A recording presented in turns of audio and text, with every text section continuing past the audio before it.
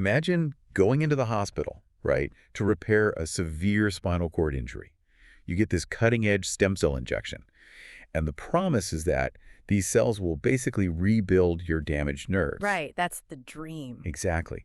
But then, a year later, your spine hasn't just healed. It is actively growing human teeth, hair, and, like, bone tissue right there in the spinal canal. Uh, I know, it sounds like a body horror movie. But in the world of regenerative medicine, this is a very real and honestly very terrifying risk. it really is. It's kind of the ultimate double-edged sword of modern medicine, you know? Yeah. We're looking at therapies that can, theoretically at least, regrow a damaged heart or repair a severed nerve. But the actual mechanics of transplanting live cells into a human patient are vastly more complicated and way more perilous than most people realize. And that is our mission for you today. You've likely heard the hype around stem cells, but we are doing a deep dive into a massive stack of complex medical literature. I mean, everything from teratoma biology manuals to cutting-edge research on induced pluripotent stem cells, mesenchymal stem cells, and their microscopic byproducts called exosomes. Right. We're going to answer one specific game-changing question. Why might the safest, most effective stem cell therapy of the future actually involve no live cells at all? Yeah, it's a fascinating shift in the paradigm. Okay, let's unpack this, because to understand why medical science is desperately trying to move away from live stem cells, we first have to understand the terrifying power of something called pluripotency. Right. So pluripotency is it's basically the defining magical characteristic of cells like embryonic stem cells or ESCs and induced pluripotent stem cells, iPSCs. Okay. The word literally means many potentials. So to put in perspective, their greatest asset is their ability to self-renew endlessly and, differentiate into absolutely any somatic cell type in the human body. Let me stop you there just so we're totally clear. When you say somatic cell type, what does that actually mean? Oh, good question. A somatic cell is just any regular cell in your body that isn't a reproductive cell. Right. So your skin cells, your heart muscle cells, your neurons, those are all somatic. Pluripotent stem cells are essentially blank slates.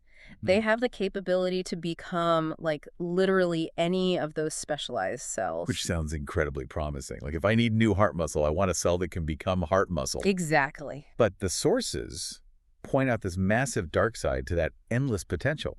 Because in stem cell research, the gold standard test to prove a cell is truly a pluripotent blank slate is its ability to form a teratoma. Yeah. And teratomas are, well, they're the teeth in the spine thing I mentioned earlier. Yeah, they are. They're technically benign tumors, but what Yeah. makes a teratoma completely unique is its rapid growth and just its haphazard mixture of tissue. Right, because they're pluripotent.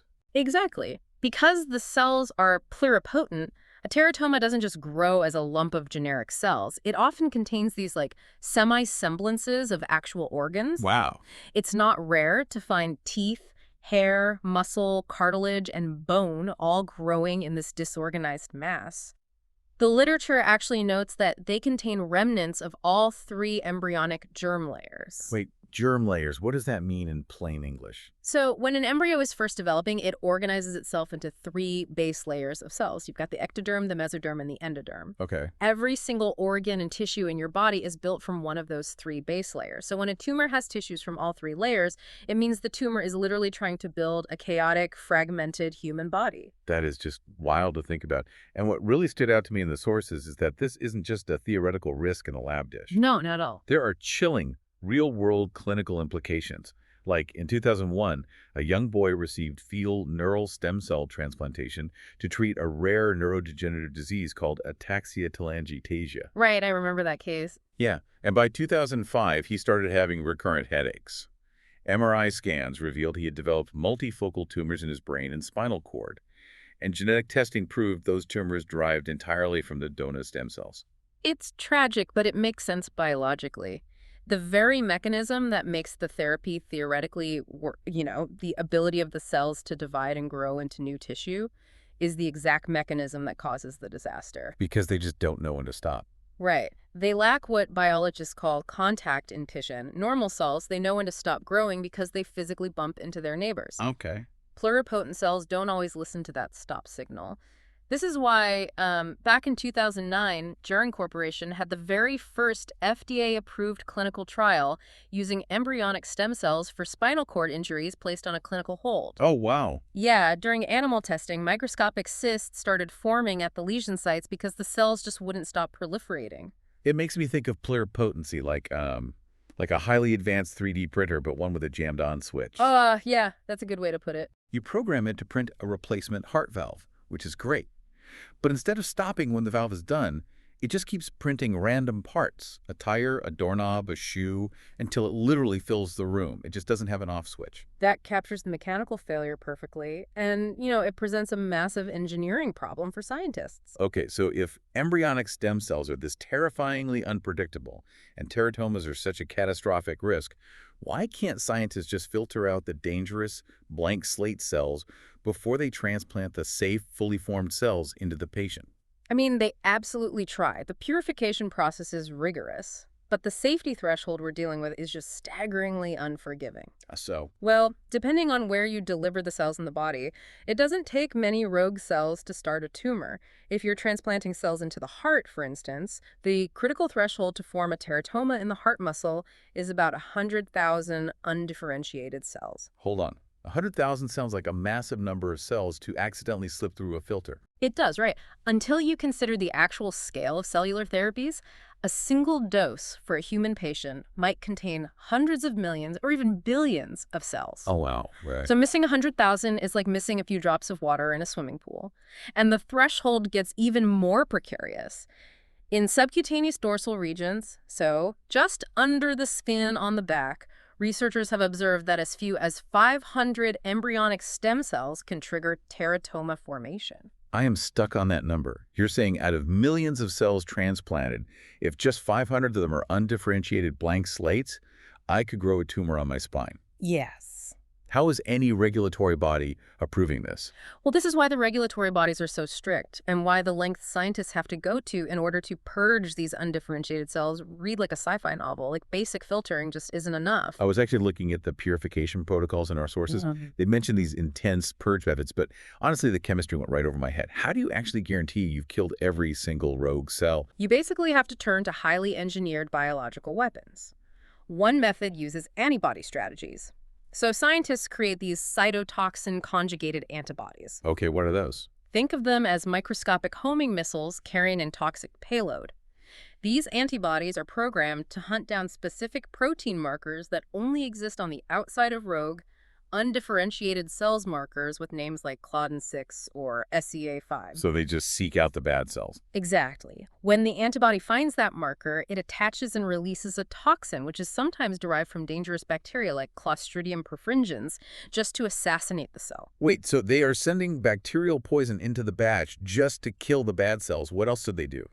Yeah, and if targeted toxins aren't enough, they use genetic engineering to literally insert suicide genes into the cells. Suicide genes. Yeah, they target a genetic locus like the NANOG promoter. NANOG is a gene that's only turned on when a cell is pluripotent. So scientists engineer the cell so that if the NANOG gene turns on, it simultaneously activates a self-destruct mechanism, usually a thymidine kinase gene. Then the scientists administer a drug like gansett clover. The drug is harmless to normal cells, but it reacts with the thymidine kinase, selectively destroying any cell that still thinks it's a blank slate. Wow. They also use small molecules too, right? Because I saw something about a ceramide analog that forces the bad cells to undergo programmed cell death. Yes, exactly. But wait, I had to step back for a second. If we have to literally engineer suicide genes and bacterial toxins into a therapy just to make absolutely sure it doesn't grow a tooth in someone's spinal cord, aren't we playing with fire? It just highlights this precarious batch-to-batch unreliability. You're identifying the exact bottleneck holding the entire field back right now. The batch-to-batch deviation makes it incredibly tedious and expensive to ensure safety. I can imagine. But, the story gets even more complicated. Let's assume you achieve the impossible. You perfectly purge every single undifferentiated cell. You completely eliminate the teratoma risk. Those live, perfect cells still face a second, equally formidable enemy the moment they enter your body. You mean the patient's own immune system? Yes. Your immune system is brutally efficient at hunting down and destroying foreign biological material. Okay, but if embryonic stem cells are this risky, Why aren't scientists just using adult stem cells? Mhm. Wouldn't a cell from a consenting adult donor, something like a mesenchymal stem cell or MSC, derived from bone marrow or fat tissue, be infinitely safer than an embryonic cell? Structurally, yes. MSCs don't form teratomas. And Hmm. for a long time, the prevailing wisdom was that these adult MSCs were also immune privileged or, hypoimmunogenic. Right. The medical community actually believed they were essentially invisible to the host's immune system, meaning you could take MSCs from donor A and give them to patient B Mhm. without triggering an immune attack. But how would a donor cell possibly be invisible? We have to look at how the adaptive immune system recognizes threats. It relies heavily on something called major histocompatibility complex class I, or MHC class I. Okay. Think of MHC class I as a cellular ID badge. Every cell in your body wears this badge to prove to your T cells that it belongs there. MSCs naturally express very, very low levels of this ID badge. Oh, I see. They also completely lack MHC class II molecules, which are the alarm signals that stimulate helper T cells. So researchers thought, great, they don't have the alarm signals, and their ID badge is so faint the immune system won't notice them. But the sources reveal this immune privilege is largely a myth, right? Yeah. By hiding their ID badge to avoid one part of the immune system, they accidentally trigger a completely different alarm. Exactly.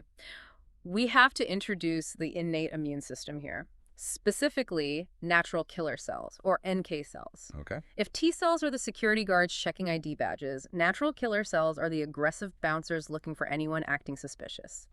NK cells are biologically programmed to actively target and destroy any cell that has an abnormally low MHC-I expression. Wow. So by trying to fly under the radar without a clear ID badge, the donor stem cells actually paint a target on their own backs for the NK cells. And the reality of what happens when these live MSCs are injected into a patient intravenously is just brutal. Like, according to the data, when you give an IV infusion of MSCs, the vast majority of them never even make it to the injury site they're supposed to heal. They get trapped in the lungs. Yeah, it's a phenomenon known as microvascular occlusion. MSCs are relatively large cells, so when they enter the tiny, delicate blood vessels of the lungs, they simply get stuck. And once they're stuck, they die within 24 hours. The host's macrophages, which are essentially the immune system's cellular garbage disposals, actively hunt them down and consume them in a process the sources call efferocytosis. Right. The term efferocytosis actually comes from Latin and Greek roots, meaning to carry to the grave. The macrophages are literally eating the dying stem cells to clear the blockage. That's grim. And it gets worse. Patients receiving these therapies are usually sick, meaning their bodies are full of inflammation. If those donor MSCs are exposed to inflammatory molecules in the host, like interferon gamma, the MSCs panic and suddenly upregulate their MHC class II expression. So they start flashing the alarm signal. Exactly. This shatters any illusion of immune privilege, triggering the host's body to create specific antibodies that actively lyse or rupture the donor cells. Okay, here's where it gets really interesting. If the patient's body is trapping these donor stem cells in the lungs and slaughtering them within 24 hours, how on earth are these therapies actually helping people? Because clinical trials do show benefits, right? They do, yeah. We see improvements in autoimmune diseases and tissue repair. So if the cells are dead, what is doing the healing? This was the mystery that completely shifted the paradigm. Researchers realized it's a hit-and-run mechanism. The therapeutic benefit isn't coming from the live cells traveling to a damaged knee, in grafting into the tissue, and physically building new cartilage. Okay. The healing is coming from the chemical signals the stem cells release as they interact with the immune system, and crucially, the signals they release right before they die. And there it is, the plot twist. We don't actually need the live cell itself. We just need the mail it sends out. Which brings us to the hero of our deep dive, the exosome, the cell-free ace card of regenerative medicine. Yes, this is where we have to zoom way, way in, down to the nanoscale. Exosomes are extracellular vesicles. They are incredibly tiny bubbles, only 30 to 150 nanometers in diameter, that originate from multivesicular bodies deep inside the cell. So they're like tiny packages. Exactly. When a cell wants to communicate, it packs these little bubbles with instructions and releases them into the fluid around it. They are the communication network of the cellular world. And what they carry inside is incredibly potent. You've got proteins, lipids, messenger RNA, and microRNA. And if we look at our two massive problems, the teratoma thread immune rejection exosomes, elegantly solve both. They really do. Let's look at the teratoma focus first. Why are exosomes so much safer than the whole cell? Well, because they are acellular, they aren't alive. An exosome has no nucleus. It doesn't contain the complex DNA machinery required to self-renew, divide, or mutate. Yeah. Because it physically cannot proliferate, the risk of it forming a teratoma is zero. You completely bypass the pluripotency paradox. And regarding the immune rejection focus, their structure gives them remarkable biocompatibility. Because they're just nanoscale lipid bubbles, they bypass the immune system's tripwires entirely. Exactly. They're so tiny, they don't cause microvascular obstruction, meaning they sail right through the lungs without getting stuck. And because they aren't cells, they don't trigger the natural killer cell bouncers or the aggressive antibody rejection that live MSCs do. It fundamentally changes the logistics of the therapy. We're extracting the medicine from the factory rather than transplanting the whole factory. I think of it like a chaotic construction site. Transplanting live stem cells is like sending a crew of rogue outside contractors to build a small garden shed. But you forgot to give them the blueprints, and they don't have an off switch. So they might get attacked by the local security, that's the immune rejection, or they might just frantically keep building until they've erected a skyscraper where the shed was supposed to be, and that's the teratoma. That is a very precise way to visualize it. Using exosomes is like firing the rogue contractors completely. Instead, you just take the blueprints, the instruction manual, and the power tools, and you mail them directly to the local workers who are already at the site. You give the patient's own cells the instructions to heal themselves. You get the job done safely without the unpredictable variables. And the instructions inside those exosome packages accomplish heavy lifting that rivals any live cell therapy. The research highlights exosomes derived from induced MSCs. Okay. When recipient cells in the patient's body absorb these exosomes, the cargo directly alters their behavior. They act as a profound anti-inflammatory powerhouse. Let's talk about how that actually works, because the sources detail some very specific immune hacks these exosomes perform. For example, they can convert pro-inflammatory Th1 cells into anti-inflammatory Th2 cells. But what does that reprogramming actually look like in the body? So it's really about changing the chemical environment. Th1 cells are the immune system's attack dogs. They secrete chemicals that cause inflammation to fight infections. Right. The microRNA inside the exosome enters the Th1 cell and essentially flips genetic switches, telling the cell to stop producing attack chemicals and start producing healing, anti-inflammatory chemicals, becoming a Th2 cell. It literally turns the attack dogs into medics. The sources also mention they significantly boost the production of regulatory T cells, or TREGs. Yes, TREGs are essentially the peacekeepers of the immune system. They actively suppress other immune cells to prevent autoimmune reactions. Exosomes signal the body to create more of these peacekeepers, calming the entire immune landscape down. Wow. Furthermore, remember those aggressive natural killer cells we mentioned earlier? And bouncers, yeah. Right. Exosomes carry components like transforming growth factor beta, or TGF-beta. When an NK cell absorbs TGF-beta, it acts like a sedative, actively suppressing the NK cell's cytotoxic, or cell-killing effects.